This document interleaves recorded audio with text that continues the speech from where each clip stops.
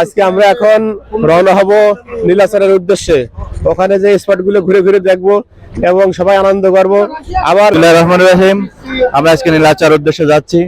আমরা ভ্রমণে আসছি, আমাদের খুব ভালো লাগছে, খুবই সুন্দর লাগছে এবং আমরা চেষ্টা করব সবাই সময়ের দিকে গুরুত্ব দেব এবং যে যেভাবে বলবো আমরা সেইভাবে করব। আমরা এখন যাচ্ছি, বেরোচ্ছি, আমরা সবাই সুন্দরভাবে যেতে পারি যেন, সুন্দরভাবে দিক নির্দেশনা কোনো মিলিয়ে চলতে পারি যেন। আমরা এসে আবার এখানে দুপুরবেলা নাস্তা করে আমরা চলে যাবো রাঙামাটির উদ্দেশ্যে। সকাল আমরা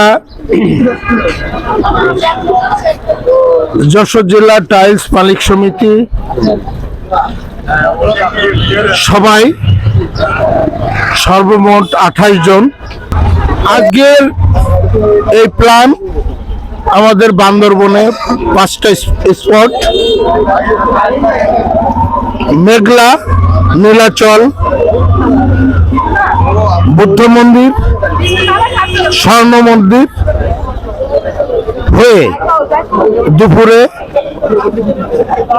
লাঞ্চের পরে আমরা রাঙামাটির উদ্দেশ্যে, বান্দরবন টু রাঙামাটি পার্বত্য এলাকা হয়ে আমরা আশা করছি, যদি আল্লাহ পাক চায়, সন্ধ্যার ভিতর রাঙামাটি পৌঁছাবো এবং ওখানে সবাইকে নিয়ে রাত্রি যাপন করে আমাদের রাঙামাটির যাত্রা পরের দিন রবিবার থেকে শুরু হবে। রাঙামাটিতে আমরা অবস্থান করব রবি এবং সোম। সেখানে আমরা সবাইকে নিয়ে অনেক কিছু উপভোগ করব বলে আশা করছি, যদি আল্লাহ চায়। এই আনন্দ ভ্রমণ সবার জন্য শুভ হোক এই কামনা করছি এবং সবাই যেন সুস্থ থাকতে পারে এ কামনাও করছি। কারণ ভ্রমণ খুবই কষ্টদায়ক, ভ্রমণ খুবই আনন্দদায়ক। সেই সঙ্গে ভ্রমণে মানুষকে অবিরাম ভ্রমণ করাতে অনেকে ক্লান্ত হয়ে পড়ে, পরিশ্রান্ত হয়ে পড়ে। সেই কারণে সবাইকে সচেতন থাকার জন্য আমি বিশেষভাবে অনুরোধ করছি। খাওয়া দাওয়া এবং চলাফেরা সবাইকে সচেতন থাকতে হবে, কারণ একজনের ব্যাঘাত ঘটলে আমাদের আনন্দ ভ্রমণটা নষ্ট হয়ে যেতে পারে।